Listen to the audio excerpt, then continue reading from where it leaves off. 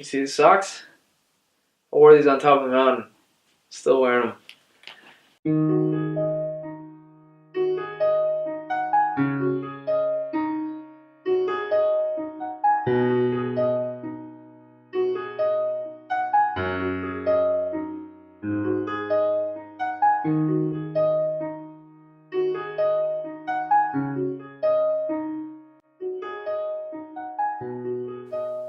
Didn't really know anything about the hike, to be honest. We didn't have a lot of information. I didn't know a lot of details. I didn't know too much about the trip. I just knew it was, hiking in the mountains. I didn't know much about it. Like what level of difficulty it would be, or what exactly we'd even be doing. Yeah, felt kind of like Aaron didn't know what was going on. I'm all about being spontaneous, but for a week-long hike, I would have liked to have had more planning.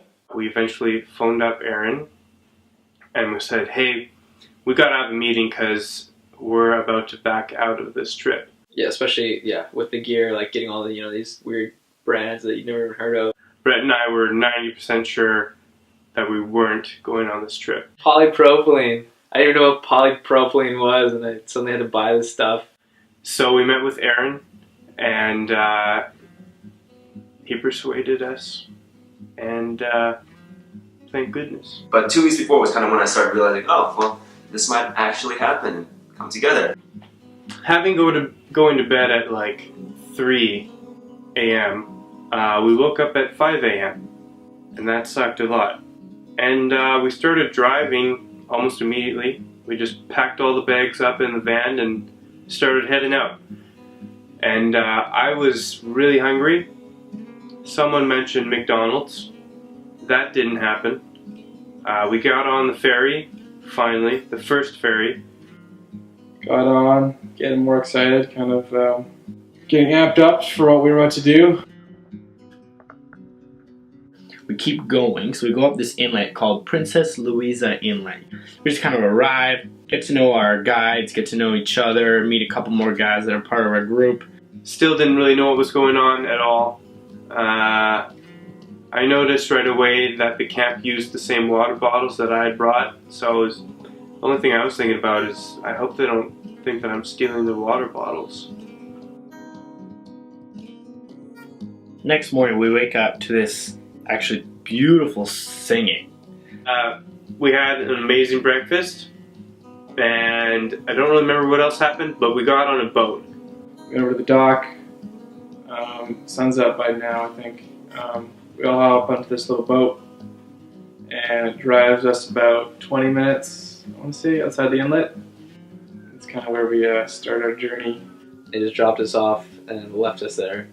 And from that point on, we were kind of on our own. Within 5 minutes, I was already like so tired and just done with the trip already. We started hiking, and we got like 100 meters, and then we took a little break. I think the guides explained something to us, and I thought, I didn't think I was going to make it. I thought I was dying, like even after that first 100 meters, like with this, however many pounds backpack, maybe 60 pounds, 70 pound backpack. Even walking just 100 meters was just a huge effort, and I was so discouraged at this point, even just because I thought, man, like how am I going to hike multiple hours a day if I can't even make it this first couple 100 meters? And so that was really rough. That was kind of a real wake up moment for me. Apparently I wasn't in shape. Still not in shape. And all these stupid trees were in our way. Like alder trees, and I think that's what they were. They're just in front of you, and you had to I don't know. I wish we had machetes just to chop them down. It was terrible. It was like one of the worst days of my life. Our first kind of run-in with nature, and there's this river. And our guides are like, okay, boys, time to go through the river. And so I'm thinking, wait a minute, like we've been hiking for like half a day, not even, a quarter of a day. It's gonna fill my legs, boots, everything soaked with water. Eventually we got to this massive old bridge that was overlooking the inlet, and that was beautiful. And we had some lunch and ate some snacks. Someone dropped some of the snacks down down the cliff, but minor detail. We, after a long time of hiking, we finally made it to our base camp, and it was the sun was almost setting. It was getting pretty dark, so I'm assuming it was around 7 or 8. I don't know for sure. We never knew. And that was like the greatest thing, being able to like set your pack down and just sit there and lie on rocks, and they were the most comfortable things in the world because you were just so sore and tired from the day. That first meal that we had, I think it was something like mac and cheese or something like that. Felt like the best meal I ever had in my life. It was just so rewarding to get. I mean, every little snack break, you just realize how much the human body depends on, such things like food, the simple pleasures. You really begin to appreciate. The first night we slept outside. I think everybody did except for Aaron. That was our first day, and I hated every minute of it. It was so terrible. The only thing that could have made it worse was rain. But besides that, it just sucked. I was picked to lead, which was interesting because I didn't really want to lead because I didn't feel qualified at all. And they were just like, "Hey, get up in the front and like show us where we're going." And I was like, "Oh, okay, all right, I'll do it." It was a real interesting experience because you kind of had to gauge where you were at and where other people were at. They didn't really give me much instructions, but Tyler, one of our guides, he was kind of just walking behind me.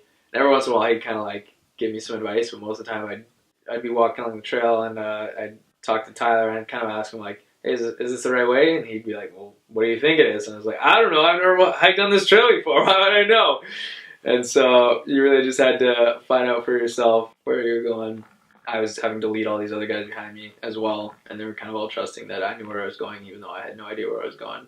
I think that was the steepest part of the steepest portion of the mountain. But yeah, it was almost like pretty much straight up, and that I don't think that wasn't really as physically as demanding as it was just kind of mentally. You're going through a lot of pretty risky areas. You get over your fears real quickly.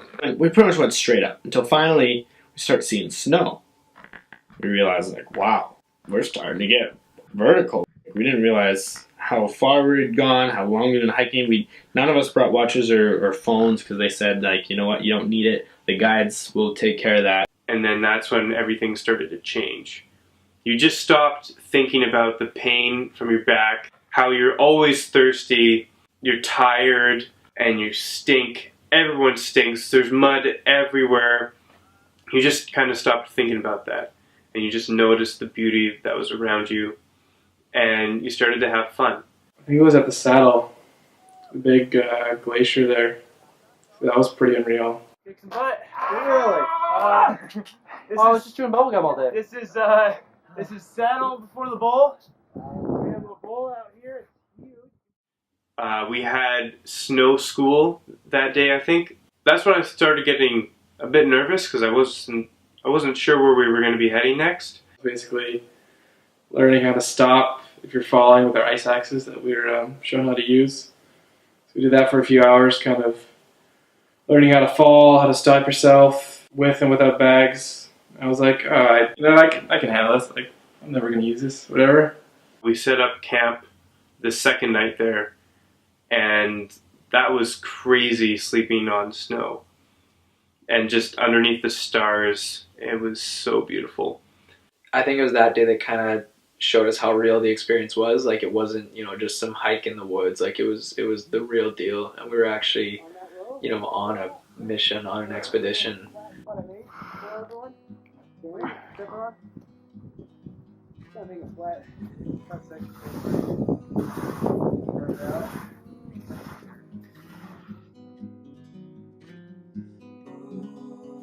Next morning, we woke up earlier than usual, I think, because we wanted to see the sunrise. It was pretty unreal, waiting for that to peek over the mountains. One of the cooler moments of the trip, I think. Because of gravity, it continues to get pulled down. So when it's getting pulled down, instead of that day, we were told we were going to be crossing a glacier, so guys are kind of a little nervous, angsty, I guess. We were getting ready. We didn't really know what we were getting into. We're basically walking down a cliff of ice. You kind of look over, you're just like, oh geez. Like, what are we about to do? We're like looking at each other like, oh geez, what are we doing? We were separated into groups of 5, so there were 10 of us. So there was a guide in each group. We were all roped up. The guide was at the front, and then everybody else behind him. It was pretty freaky, like probably the scariest thing of my life. And so we all got our gear, we're all strapped together, we're actually roped together, so in case one person falls, the next person will have to catch them. If that person doesn't catch them, they fall too, and next thing you know, bing, bang, boom, everyone's falling down. So everyone's strapped together for each other's safety. Our lives are quite literally in each other's hands. At first it wasn't so bad, but then things started getting more and more steep. It was all about like your footing. You like gotta watch your footing, gotta get your feet in, and I think it was maybe it's half an hour in. I lose my footing and I go sliding. Like I just go boom. I go flying past Morrison's in front of me. I'm freaking out. I was like, oh geez. So you have to like remember your training from like the snow school the day before. You just kind of like get over, get your axe in, just try like give it all you got just to stop yourself. And finally did. I was flipped over, got the axe in. My heart was pumping so fast. Took like a minute of like heavy breaths, just trying to like compose myself, but overcoming that was probably one of the hardest things I've ever done. And that was one of the craziest things that's ever happened to me. Totally freaky. Brett fell. I didn't really mind. It was kind of just like, yes, less people on the trip. No, I'm just kidding. I love Brett. He's awesome.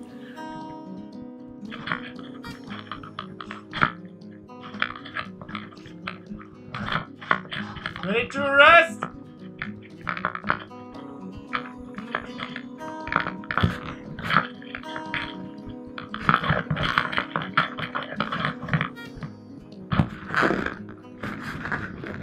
But I would say it was no more than a kilometer wide, but it took us just about 4 or 5 hours easily. No, well, maybe not 4 hours.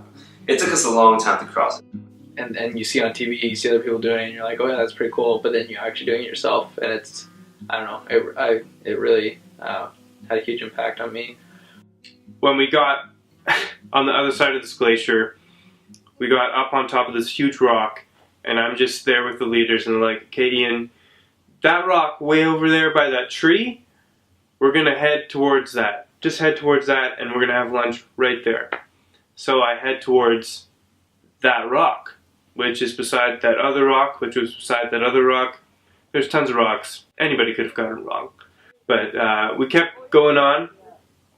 I later was told that I was heading at the wrong rock the whole day. Yeah. That day was really good.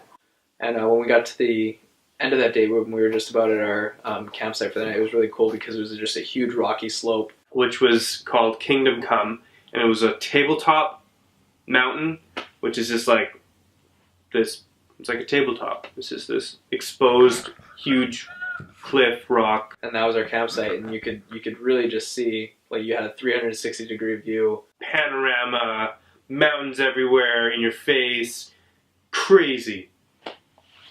And we slept there. I made dinner that night, and we didn't die.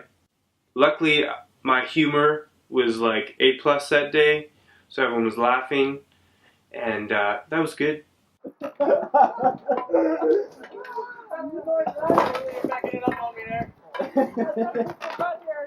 My humor made up for my mistakes, I think.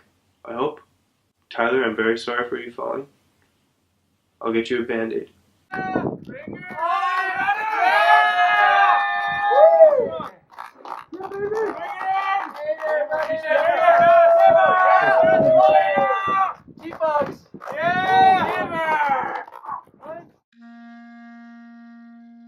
So the next day, we woke up bright and early again. We usually woke up like just before sunrise, and so we would wake up and you'd just see kind of the light glowing just above the mountaintops, and you'd sit there for a while and you'd see the sun slowly peek up and over, and then you'd see it illuminating the other mountain ranges around you, and that was always a really cool thing. You don't often get to see that. A big picture like that, how many times the very beginning of the day, there was this tiny path that we had to kind of hug a rock and wrap ourselves around and not fall down a crevice. That freaked me out. That was terrifying, but I'm here to tell you that I made it. After that, we climbed on top of another glacier and trekked the whole thing in pairs. Basically, you partner up with somebody and then you walk for a certain amount of time. It was probably like a couple hundred kilometers, I don't even know. Felt like a really long time. And you would just, you basically just talk to them about what's going on in your life. And so it's kind of cool to have that kind of conversation with a person while you were in a place like that, because it's so real. We make it to our camp, which was, I think it was, what was it called? The site was called Beyond Heaven, and it's this plateau kind of near the summit, I'd say, or near the top of this mountain range. And you could see Malibu Club just way down below. It was probably several thousand feet away. It was kind of cool because you knew at that point that we were almost done, and you could kind of see the end. That one was crazy. It was beyond heaven. And it was almost disappointing at the same time, because it was like your journey was coming to an end, but at the same time it was exciting. That night was probably my favorite night. Everyone would go different directions and find their own little campsite. And so it's completely silent. Like, if you just hold your breath and just listen,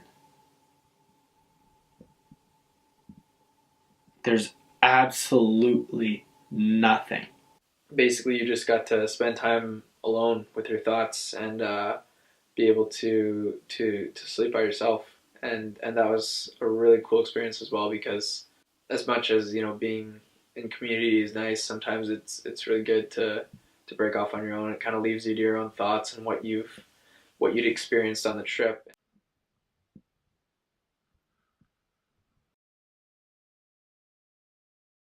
The next morning, we started the trek down, and that was pretty awesome, pretty hard, again. And even though every day was still a challenge, I think it got easier.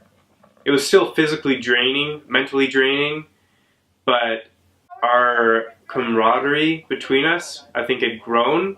We were all friends, but we were definitely bonding closer as like brothers. And that was like super, super cool. We had a couple sharing times at some of the meals, and it was kind of really cool to hear other people's life stories from the other guys, and what they'd experienced, and what their lives were like. No girls to worry about, no social life to talk about. It's just really that core group, and it was like there was no one else for miles around, and you really focus on bonding with those guys, and it was awesome. Just trying to getting to know everyone on a very personal level and a very mentally aware level. We talk about very deep stuff. Just to be able to learn about people at that level, where they're just being completely honest and sharing basically everything and their deepest secrets. It was really cool.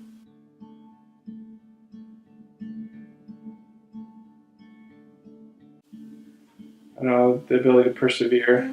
I think we all kind of individually dealt with our own struggles during the trip, whether it was hurting physically or mentally thinking, oh, I can't do this. I think we definitely, developed a good perseverance, and something that can definitely help us in the future for sure. The reason why this trip is so special, I guess, is just because it really strips away everything that keeps you from being a real person. It strips away your phone, it strips away social media, it strips away your worries, your stresses. I guess really everything that takes away from you living in the moment and enjoying your life as it is. And so what I found is that it just really got me out of a space where I was kind of worried about being on time, worried about issues at home, worrying about money, worrying about what I was wearing, worrying about how I smelled. just really things that we deal with every day, little chronic stresses that we don't really realize build up to the point that they do. It just takes away from all of that. You kind of just get to live where you are and really not worry about you. Is it really takes the focus off of you, and it's more what you're doing and where you are. It's not about how you look or how much money you have. It's really just about experiencing where you are in the moment.